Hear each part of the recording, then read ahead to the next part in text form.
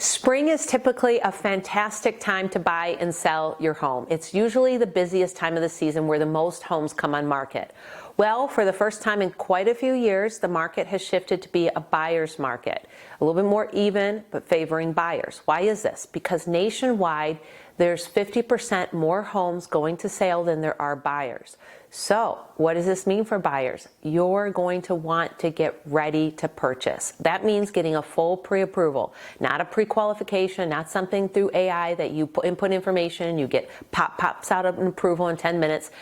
Lenders know that that's not the most accurate. Real estate agents know that that's not the most accurate approval, and thus sellers know that it's not the most accurate. So you really want to sit down with a qualified lender, someone who's going to walk through what payments look like for various purchase prices, what your out-of-pocket number will be with closing costs, with taxes, with insurance, thoroughly explained so that you know your bottom line number for both payment and out-of-pocket, and then walking you through various purchase prices so that you know your goal purchase price and then your thresholds, your lowest and your highest threshold.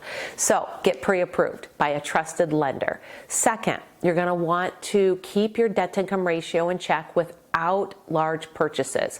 So large purchases can affect a few things. It can affect your debt-to-income ratio. In other words, let's say you get a new credit card and you do a transfer from your credit cards to an installment loan, and the minimum payments on credit cards were $75, but an installment loan payment has a payment of $475. That $400 a month is going to affect your buying power in mortgages. So you want to be careful that you don't make any large purchases, at least without consulting your lender first. And so it could affect, if you say, well, I'm just going to pay cash for it. Well, that could affect your reserves left in your accounts and affect your approval. So even paying cash, you'll want to consult with a professional on that. And that includes making sure you tell your loan officer if you have a lease turn-in coming up, maybe within 6 months, and you're looking for a house and you're not sure when you're going to buy a house. Those major changes on your credit will impact your credit score and also your debt-to-income ratio. All right, so we talked about two things. Getting pre-approved, don't make large purchases.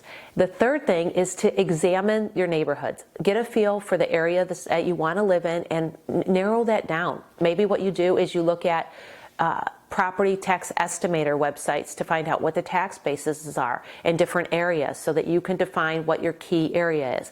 Maybe it's visiting your child's school while school is still in session and getting a feel for, do the values in the community represent what you have and what you want represented in your child's lives. It's also traveling the neighborhood, doing these drive-bys, and seeing what the neighborhood looks like and seeing if it's right for you. And the fourth and final thing that I want to talk about is define what your needs, wants, and your must-haves, your wants, and your maybes you can do without. And so your non-negotiables, right? So that if you need a garage, if you need a basement, if you need 4 bedrooms, whatever those needs are, and that you don't settle for those. And be careful too. Make sure you look at pictures as you're looking at those listings, because sometimes listing agents misrepresent a house. They might say it's a 2 or 3 bedroom when it's really a 4-bedroom house. And so I've noticed that there's mistakes all the time that are made, and that's something that you can definitely lean into and get the advantage on. So I think that covers us. Real estate agents, you may want to share this out to your buyers who are looking to get pre-approved and looking to get ready for the market, because it is more of a buyer's market. So that's going to be exciting. It might generate the ability to offer lower prices or get some concessions. In higher areas that are still competitive, it will still be a competitive marketplace where you do maybe have multiple offers and you are putting appraisal guarantees and doing some different things to creatively get the house. But it's definitely nationwide more of a buyer's market for the first time, and I would say about 6, 7 years. All right, this is Dawn Connors at Mortgage One, getting you ready to purchase your home this spring selling season.